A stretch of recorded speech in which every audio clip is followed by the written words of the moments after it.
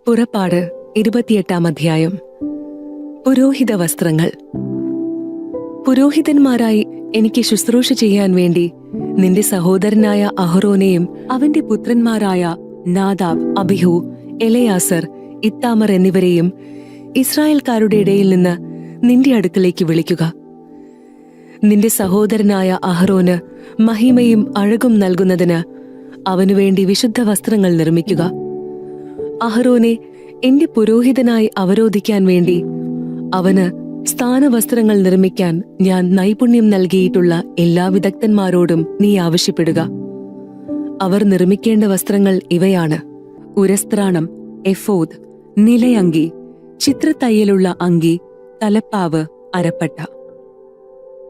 എനിക്ക് പുരോഹിത ശുശ്രൂഷ ചെയ്യാൻ അഹ്റോനും പുത്രന്മാർക്കും വേണ്ടി അവർ വിശുദ്ധ വസ്ത്രങ്ങൾ നിർമ്മിക്കട്ടെ. സ്വർണനൂൽ, നീലം, ധൂമ്രം, കടും ചെമപ്പ് എന്നീ നിറങ്ങളുള്ള നൂലുകൾ, നേർമയായി പിരിച്ചെടുത്ത ചണം എന്നിവ അവർ ഉപയോഗിക്കണം. സ്വർണനൂൽ, നീലം, ധൂമ്രം, കടും ചെമപ്പ് എന്നീ നിറങ്ങളുള്ള നൂലുകൾ, നേർമയായി പിരിച്ചെടുത്ത ചണം എന്നിവ ഉപയോഗിച്ച് വിദഗ്ധമായി അവർ എഫോദ് നിർമ്മിക്കണം. അതിന്റെ രണ്ടറ്റങ്ങൾ തമ്മിൽ യോജിപ്പിക്കുന്നതിന് അതിൽ 2 തോൾവാറുകൾ പിടിപ്പിക്കണം. എഫോദ് കെട്ടിയുറപ്പിക്കാനായി അതിന്മേലുള്ള പട്ടയും സ്വർണനൂൽ, നീലം, ധൂമ്രം, കടും ചെമപ്പ് നൂലുകൾ, നേർമയായി പിരിച്ചെടുത്ത ചണം എന്നിവ കൊണ്ട് അതേ രീതിയിൽ തന്നെ വിദഗ്ധമായി നിർമ്മിച്ചതായിരിക്കണം. 2 വൈഡൂര്യ കല്ലുകൾ എടുത്ത് അവയിൽ ഇസ്രായേലിന്റെ പുത്രന്മാരുടെ പേരുകൾ കൊത്തണം. അവരുടെ പ്രായക്രമം അനുസരിച്ച് ഓരോ കല്ലിലും 6 പേരുകൾ വീതം കൊത്തുക. രത്നശില്പി മുദ്ര കൊത്തുന്നത് പോലെ ഇസ്രായേലിന്റെ പുത്രന്മാരുടെ പേരുകൾ ആ കല്ലുകളിൽ രേഖപ്പെടുത്തണം. കല്ലുകൾ സ്വർണ്ണത്തകിടിൽ പതിക്കണം. ഇസ്രായേൽ പുത്രന്മാരുടെ സ്മാരകശിലകളായി അവ എഫോദിന്റെ തോൾവാറുകളിൽ ഉറപ്പിക്കണം. അവരുടെ പേരുകൾ കർത്താവിന്റെ മുൻപിൽ ഒരു സ്മാരകമായി അഹ്റോൻ തന്റെ 2 തോളുകളിലും വഹിക്കട്ടെ. രത്നം പതിക്കാനുള്ള തകിടുകൾ സ്വർണം കൊണ്ടുണ്ടാക്കുക. തനി സ്വർണം കൊണ്ട് കയറുപോലെ പിണച്ചെടുത്ത 2 തുടലുകൾ നിർമ്മിച്ച് അവ സ്വർണ്ണത്തകിടുകളുമായി യോജിപ്പിക്കുക. ന്യായവിധിയുടെ ഉരസ്ത്രാണം ചിത്രപ്പണികളോടെ നിർമ്മിക്കണം. അത് എഫോദ് എന്ന പോലെ സ്വർണനൂൽ, നീലം, ധൂമ്രം, കടും ചെമപ്പ് എന്നീ നിറങ്ങളുള്ള നൂലുകൾ, നേർമയായി പിരിച്ചെടുത്ത ചണം എന്നിവ കൊണ്ടാണ് ഉണ്ടാക്കേണ്ടത്. അത് സമചതുരത്തിൽ 2 മടക്കുള്ളതായിരിക്കണം. അതിന് 1 ചാൺ നീളവും 1 ചാൺ വീതിയും വേണം. അതിനുമേൽ 4 നിര രത്നങ്ങൾ പതിക്കണം. ആദ്യത്തെ നിരയിൽ മാണിക്യം, പുഷ്യരാഗം, വൈഡൂര്യം.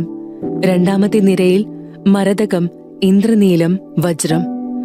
മൂന്നാമത്തെ നിരയിൽ പവിഴം, ചന്ദ്രകാന്തം, സൗഗന്ധികം.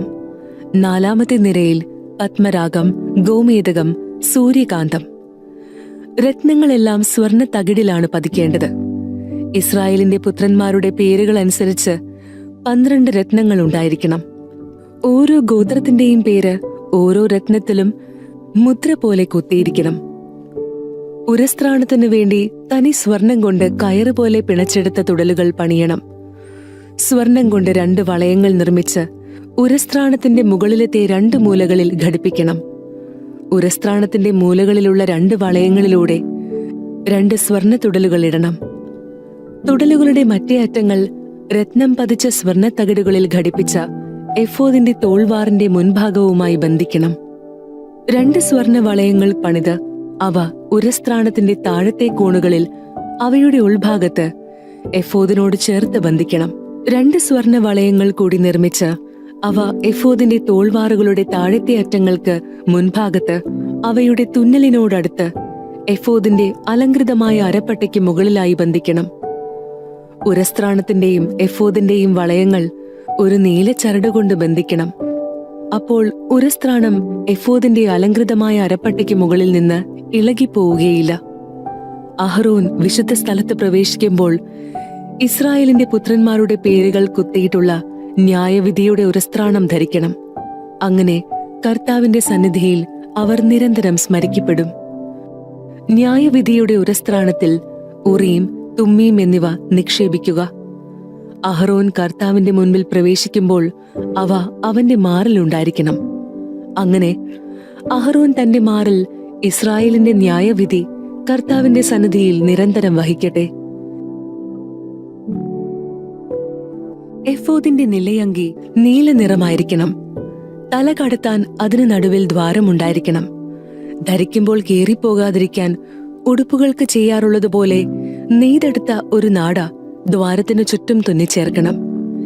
നിലയങ്കിയുടെ വിളുമ്പിന് ചുറ്റും നീലം, ധൂമ്രം, കടും ചെമ്മപ്പ് എന്നീ നിറങ്ങളിൽ മാതള നാരങ്ങകളും തുന്നിച്ചേർക്കണം.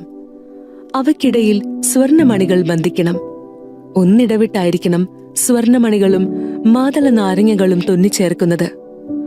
അഹ്റോൻ പുരോഹിത ശുശ്രൂഷ ചെയ്യുമ്പോൾ ഇത് ധരിക്കണം.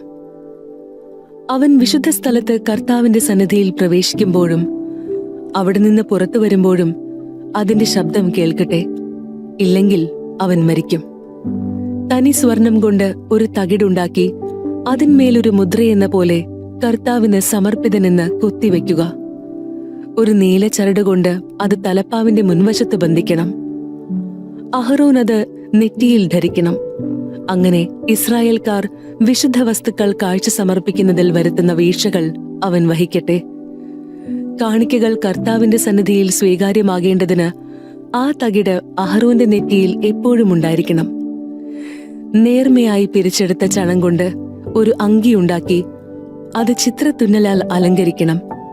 നേർമയായി പിരിച്ചെടുത്ത ചണം കൊണ്ട് തലപ്പാവും ചിത്രാലങ്കൃതമായ അരപ്പട്ടയും ഉണ്ടാക്കണം. അഹ്റോന്റെ പുത്രന്മാർക്ക് മഹിമയും അഴകും ഉണ്ടാകേണ്ടതിന് അവർക്കായി അങ്കികളും അരപ്പട്ടകളും തൊപ്പികളും നിർമ്മിക്കണം. ഇവയെല്ലാം നിന്റെ സഹോദരനായ അഹ്റോനെയും അവന്റെ പുത്രന്മാരെയും നീ അണിയിക്കുക. അവർ എനിക്ക് പുരോഹിത ശുശ്രൂഷ ചെയ്യേണ്ടതിന് നീ അവരെ അഭിഷേചിച്ച് നിയോഗിക്കുകയും വിശുദ്ധീകരിക്കുകയും ചെയ്യുക.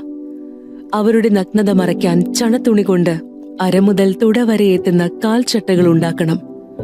അഹ്റോനും പുത്രന്മാരും സമാഗമ കൂടാരത്തിൽ പ്രവേശിക്കുകയോ വിശുദ്ധ സ്ഥലത്ത് ശുശ്രൂഷ ചെയ്യുന്നതിന് ബലിപീഠത്തെ സമീപിക്കുകയോ ചെയ്യുമ്പോൾ ഇവ ധരിക്കണം.